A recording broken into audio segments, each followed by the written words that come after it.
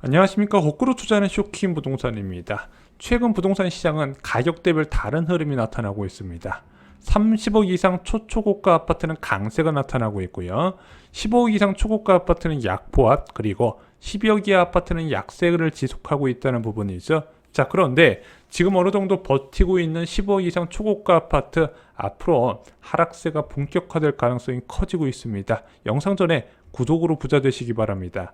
자, 올해 12억 이하 아파트 주택가격 하락세가 높았습니다. 왜냐면은 양도세 비과세 기준 사양에 따른 세제 혜택 증가, 그에 따라서 매도 물량이 늘어났다는 부분이고, 여기에 더해서 상급지 갈아타기 열풍이 불어들면서 그러면은 비과세 혜택 받고 처분하고 고가 아파트 지역으로 갈아타야겠다, 이런 수요가 늘다 보니까 당연히 시장에 매물이 늘어났다는 부분이죠. 특히 입주 2년 차가 된 아파트의 하락세가 특히 크게 나타났습니다.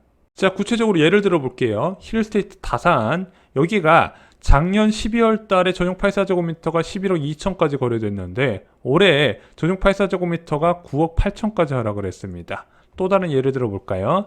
가밀 한라 비발디 가밀지구에서 작년에 여기가 실거래가가 12억 5천까지 찍었었는데 올해 2월 달에 10억 8천만 원까지 하락을 했다는 부분이죠. 그런데 이제부터는요, 15억 초과 주택의 하락세가 커질 겁니다. 올해 9월부터 2024년 초까지입니다. 굉장히 크게 하락할 겁니다. 하락 주장 근거에 대해서 상세히 설명을 드리겠습니다. 내가 15억 초과 주택을 매수하고 싶어 했다, 투자하고 싶어 했다, 이 영상 꼭 보시기 바랍니다. 15억 초과 초고가 아파트는요, 강력한 대출 규제가 있습니다. 투기지역 및 투기과열지구는요, 15억 초과할 경우에 LTV가 제로로 잡혀 있어요. 이거 윤석열 정부 출범하면 풀어줄 줄 알았는데 안 풀어줄 것 같습니다. 내년으로 이야기가 나오고 있다는 부분이죠. 자, LTV가 제로로 잡힌다는 거 15억 초과분만 안 해주나요? 아니요. 전체 금액에 대해서 제로가 잡혀 있습니다. 그래서 매수 시점에서 KB시세나 한국부동산원 시세 중에서 15억 넘어가는 게 있으면 대출이 안 되고 있어요.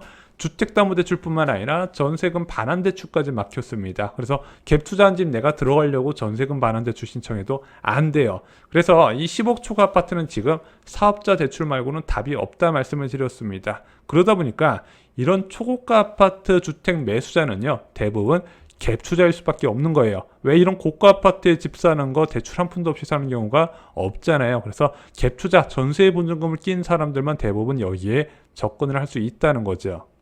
초고가 아파트 갭 투자 비중은요, 토지거래 허가구역에서 나타납니다. 지금 청담동, 삼성동, 대치동, 잠실동이 토지거래 허가구역 묶였고, 압구정동, 여의도, 목동, 성수동 전략정비구역까지도 토지거래 허가구역 지정된 정비사업장 예정지가 많이 있습니다. 자, 이들 지역 토지거래 허가구로 묶이고 나서 어떤 변화가 있었을까요? 먼저 토지거래 허가구역은 2년 이상 실거주 목적의 매매만 지자체 허가를 통해서 진행할 수 있거든요. 갭 투자가 불가능합니다. 그러면은 실수의 목적으로 살 수 있잖아요. 그런데 거래량이 최고 95%까지 줄어들었대요. 한마디로 10억 초과 아파트, 대출도 한 푼도 안 되는 아파트, 갭 투자까지 막았더니 실제적으로 매매량이 크게 줄었다는 부분이죠. 이것으로 10억 초과 주택 거래량이 실제 70% 이상이 갭 투자로 추정되는 것을 산출할 수가 있는 겁니다. 특히 갭 투자 수요는요, 코로나19 팬데믹 이후에 급증을 했어요. 화폐가치 부실했다는 투자 수요 급증 부분, 그래서 2020년 6월에 서울 아파트 거래량이 15,000건이 터졌고요. 그리고 경기도는 35,000건까지 터졌습니다. 지금 이거의 3분의 1 토막도 안 되죠. 자, 신용대출 한도가 이때 또 확대가 돼버리면서 30대 갭 투자가 크게 증가했다는 겁니다. 고소득 맞벌이 갭 투자자들이 각각 신용을 통해서 신용대출 2억씩 받아가지고 자기 자본 더해서 갭 투자한 경우가 굉장히 많이 있었다는 겁니다. 그것이 가능했던 게요, 전세 가격이 2020년 7월 이후에 급등하게 돼요. 이 시기에 5억 전세 대출 월 이자가 87만 원밖에 안 됐거든요. 그러면은 2억 현금이 있는 사람, 원래 빌라 들어가야 되는 사람이 5억 전세 자금 대출 받아서 한 달에 87만 원만 내면 경기도에 신축 아파트 들어갈 수 있네. 당연히 저라도 그렇게 선택을 하겠죠. 전세 수요가 폭증을 하게 되고, 반면에 낮은 이자 때문에 전세 공급은 줄어들면서 전세 가격이 폭등을 해버렸다는 거죠. 그래서 2020년 하반기부터 전셋값은 역대 최고 수준을 기록하게 됩니다. 잠실 엘스를 예를 들어 볼게요. 코로나 팬데믹 이전에 여기 국민 평수 기준으로 전세 가격이 8억 5천에서 한 10억 정도 했거든요. 코로나 사태 이후에 14억 5천까지 올라가 버립니다. 한 단계 점프를 해버렸다는 거죠. 무려 4억 가까이 올라가 버렸다는 겁니다.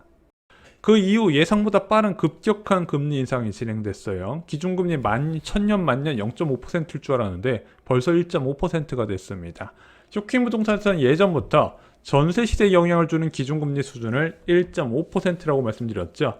그리고 매매 시대에 영향을 주는 기준금리를 1.75%라고 말씀드렸습니다. 그리고 지금 연말의 기준금리가 2.5%라는 전망이 나오고 있고 내년에는 3%까지 갈 수도 있다는 부분이에요.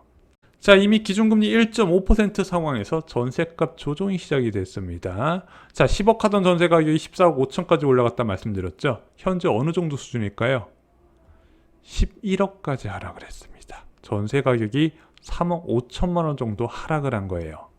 물론 지금 전세값이 고점 대비 3억 정도 하락했지만 아무 일 없어요. 왜냐면 전세 계약은 2년 단위잖아요. 자, 이 역전세라는 2년 전 전세 시세보다 낮을 때 문제가 되는데 지금 만기되는 집의 전세값이 현재 전세값보다 낮은 수준이었다는 거죠. 8억에서 10억 5천 수준, 현재 11억이니까 지금 계약하면 전세금 올리는 거예요. 문제는 이렇게 높을 때 12억에서 14억 5천 할 때 전세 계약을 체결하는 사람 만기가 다가오면 어떻게 될까요? 이 사람들이 돈이 많은 투자자도 아니다. 왜냐면 이때 돈 많은 투자자들은 전세 안 내놨어요. 반전세나 월세를 내놨다는 부분이죠. 그럼 이런 사람들이 누구다? 코로나 팬데믹 이후에 매수한 영끌 투자자일 가능성, 또는 옛날에 매수했다 하더라도 여기서 받은 전세금으로 다른 데 투자한 다주택자일 가능성이 크다는 부분이죠. 문제는 금리가 계속 오른다는 겁니다. 자, 5월 26일 날 금통위에서 100% 확률로 금리 올릴 거예요. 그리고 7월 달에도 추가적으로 금리를 올리게 됩니다. 그렇게 되면 기준금리가 2%에 달하게 돼요. 자, 문재인 정부 출범 이후에 기준금리가 2% 적인 게 없었어요. 그러면은 기준금리가 2%면 예금금리가 2.5%가 된다는 거고, 당연히 전세자금 대출금리도 4% 수준이 되네. 그럼 고가전세 수요가 더욱더 줄어든다는 것이고, 이것은 전세 가격 하락을 의미합니다.